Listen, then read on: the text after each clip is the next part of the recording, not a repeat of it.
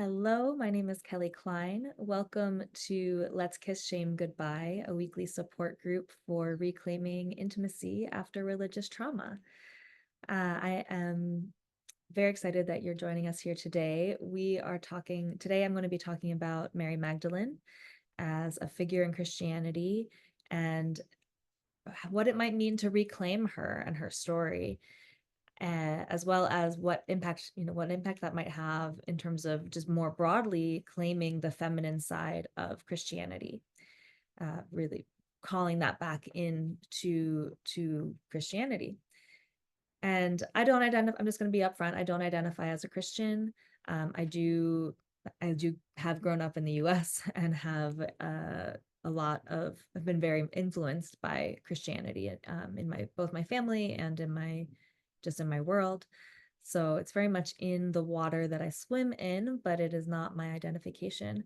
However, I have recently become really interested in spirituality and in general. And while I don't think that, I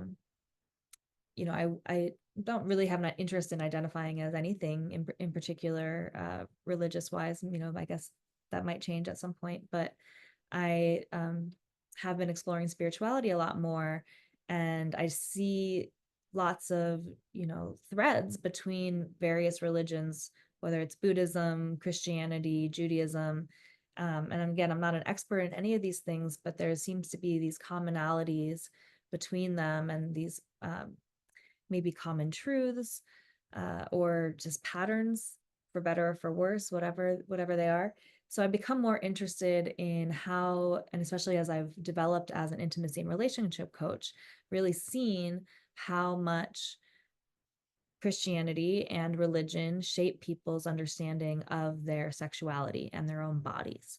So as an intimacy and relationship coach, many of my clients have been very much influenced by their religious context or their religious beliefs, especially in the realms of intimacy, sexuality, the body, that kind of thing, the things that I specialize in.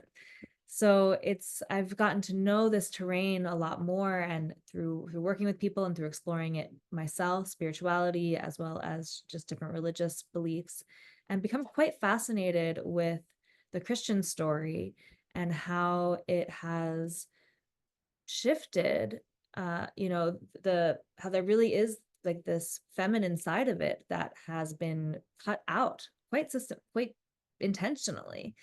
And so I've been thinking about the impacts of that and what it might mean to reclaim that. So that's why I'm interested in this topic. That's why I'm presenting this. And I think that, again, there would be similarities in many of the world religions. So while I'm focusing on Christianity, again, that's a context that I am most familiar with from growing up in the US and my particular upbringing in the US, which was, largely white, middle class. Um, Grew up with a lot of Christians. I have born again Christian family, that kind of thing. So I've seen the impacts in many realms in my life, in my family and my friends. Anyway, so we're going to be talking about that today. So thank you for coming to Let's Kiss Shame Goodbye, the Reclaiming Intimacy After Religious Trauma. I would love to start by just taking a few breaths together. So if you could just close your eyes, if that's safe for you to do so, don't only close your eyes if it's safe. And first, I just want you to feel into your feet wherever you're in contact with the earth.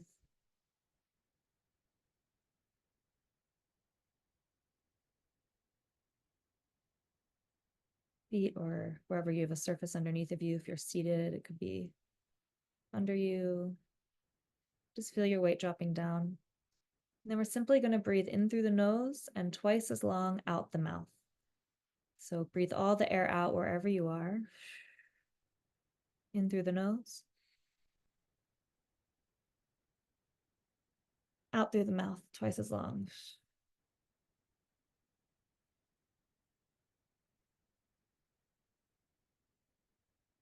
Two more just like that.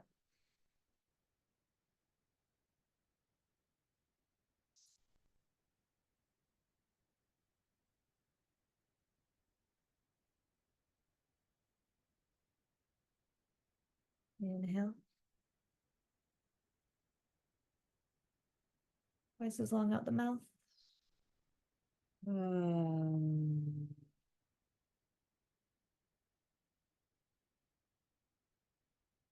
Beautiful. Let your breath return to its natural rhythm. Should have done that before I started talking. Welcome back. And open your eyes whenever you're ready. So we're going to skip over these things.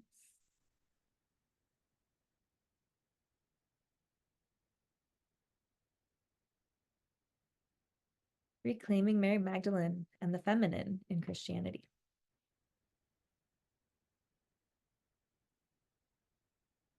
So who is Mary Magdalene? When we think about the canonical representation, like in the New Testament as we know it today, she is known as a close disciple of Jesus. She was present at the crucifixion, and she was the first witness of the resurrection. So pretty close, disciple of Jesus. There's a special place that she held, and she was the only woman that's written about in the Bible. And pretty early on, she was conflated with the image of a repentant sinner or a prostitute. She was considered to be a prostitute because, I'll kind of get more into that later. And so that's how she's depicted in the Bible. And if we look to the Gnostic or these esoteric texts that came out later, that were actually taken out of the Bible in the 4th century by the first emperor, Christian emperor, Constantine. He and the people around him were in bringing Christianity to the masses, basically, or to the into the acceptance of the Roman Empire, right? By the Roman Empire accepting Christianity. That's a pretty big shift in how, in the grand scheme of Christianity, kind of coming into the mainstream. So at first, Christianity was this very it was persecuted. It was not allowed. It was this kind of clandestine, small rebel group of people that were going against the Roman Empire. And that's why Jesus was crucified. And then about 300 years later, by the end of the 4th century, it is instated as the official religion of the Roman Empire. So big change, came up in 400 years. And during that time, as part of that process, the Emperor Constantine literally cut out sections of the Bible, to the things that were the sections of different gospels, and just excluded some altogether, in order that removed most mentions of women, definitely removed a lot of the favorable stuff of Mary Magdalene. Mary Magdalene's entire gospel is missing. It was discovered in 1896. I believe there's been a couple different versions that have been found of the Gospel of Mary, and as well as these other esoteric texts. So if we look to those texts, Gospel of Mary, discovered in 1896, highlights her as a leader and a confidant of Jesus who teaches the apostles about spiritual truths. So in that gospel, Jesus has died, or he's been resurrected, but then he leaves. He goes, back to God. And so they've seen him resurrected, and then he leaves, and they're all like, what do we do? And they ask Mary, what do we do? Jesus is gone. And Mary gives them some advice, and it's clear that she was a special person in Jesus's life, and a leader, as it's depicted in the Gospel of Mary. And in the Gospel of Philip, which was discovered in 1945, there's a quote that says, "And the companion of the Savior is Mary Magdalene, but Christ loved her more than all the disciples and used to kiss her often on her mouth." On her mouth. So scandalous. So what I should have written about this on the screen, but something that's really important. Well, okay, first I just want to back up that who is Mary Magdalene? I honestly, I don't know if Jesus actually existed, if Mary actually existed. I'm That's my take on it. But I just don't know. There's evidence to believe all sorts of things. And so something I'm not an expert in. But in a way, it doesn't matter. The stories that we tell about these people are so baked into our culture and our society and how we do things that the stories that we tell about them do matter, regardless of how like historically factual or not. They're always being retold and recontextualized. They're always in a new context as we go move into the future. So just like taking that's kind of my starting point. I'm not trying to find the truth of what happened, who she was, did she marry Jesus, did she not, did they have a kid, were they lovers? I'm not here to determine one way or the other, but I am interested in these stories that we tell. And so I find this really fascinating. Okay, that was just a little caveat. So, was Mary Magdalene a prostitute? There is evidence, and she's talked about as a priestess of Isis, that she actually was a temple priestess. And in this time, temple priestesses often did engage in sacred sexual practices and sensuality, sexuality with men that were coming back from war, for example, and also just as a way to worship the goddess, as a way to worship, in this case, the goddess Isis, who's an Egyptian goddess. So, does that count as a prostitute? It's certainly very different in how we think about prostitutes today. These were like revered positions. This was a way to access God, the divine, was to visit these temple priestesses and for them to simply exist and do their magic.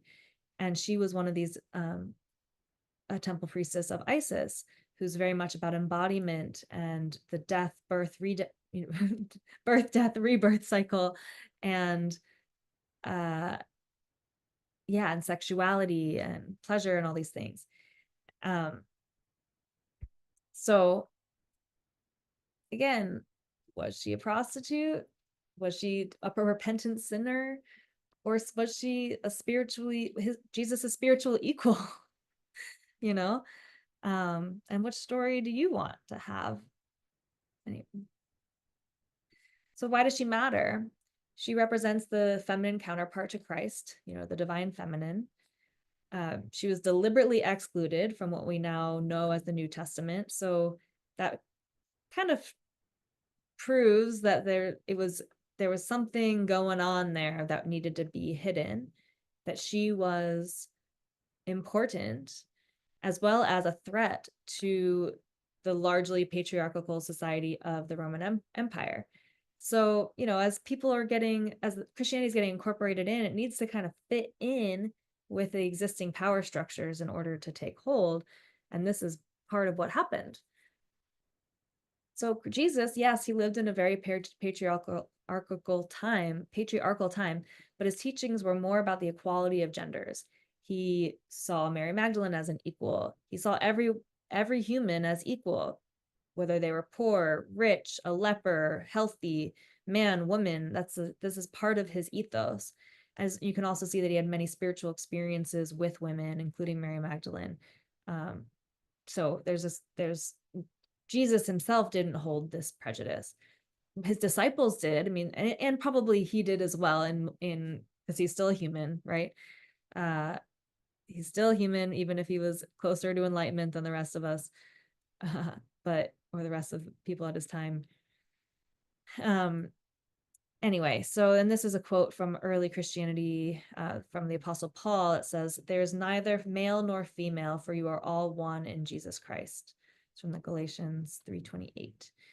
And then she matters because there's kind of proof or reason to believe that she practiced sacred sexuality and maybe Tantra with Jesus. Maybe she brought some of her practices to him. Maybe they learned together. Maybe he went and learned some things around sacred sexuality. There's some people that believe that Jesus went to India and learned tantric Buddhism and tantric Hinduism, or just in Hinduism in general. So maybe, during that whole gap, like 33 years, we don't know where he went. Or maybe it's not that long in the gap in the Bible. Again, I'm not an expert here. Anyway, so there's this conjecture that they could have been doing these practices together, kissing her on the mouth often. So just hints at a more embodied, a more feminine side of Christ and his teachings that were excluded. So I invite you to think about this, because like, what would it have been like if she had never been excluded? What might Christianity be today and what would the beliefs be? What would the culture be like if she was regarded from the people around her at the time of Jesus's death and being, even when she was alive? What if she had been regarded as the divine feminine that she was? What if she had been regarded as his counterpart, not a repentant sinner at his feet, but his companion, his counterpart, his side by side, his spiritual equal? What would have happened? I have my own ideas about that, but I wonder. I just invite you to think about that. I invite you to feel into that. And if you can feel into that for yourself, huh, what if she all along has been his companion, not a prostitute, yes, a sexual being, his sexual, spiritual companion, bringing the sacred and sexuality together. So this is something that I really believe, and that we really believe here at IntimoCoaching, that sexuality is sacred, that it looks different for everyone. What that means and how you do it, how you engage with sexuality and sensuality, can be all sorts of things, but that the body, our bodies, that we are all sacred and we have access to the sacred through our bodies. So that's one of the core foundational principles of IntimoCoaching. I am so thankful that you have joined me this far, that you've listened, and I hope that you chew on this idea of Mary Magdalene and as Jesus's spiritual equal, as his counterpart. And we would love to support you wherever you are in your journey. If you are in a place where you are realizing, yeah, I actually am carrying religious trauma, or you've known for years and maybe you've gone to therapy, but you're still not sure, you still feel it in your body, you still feel the repression, the fear, the shame, the guilt, whatever is holding you back, we are here to help. So please reach out, and I look forward to seeing you next time at Let's Kiss Shame Goodbye. Ta-ta for now.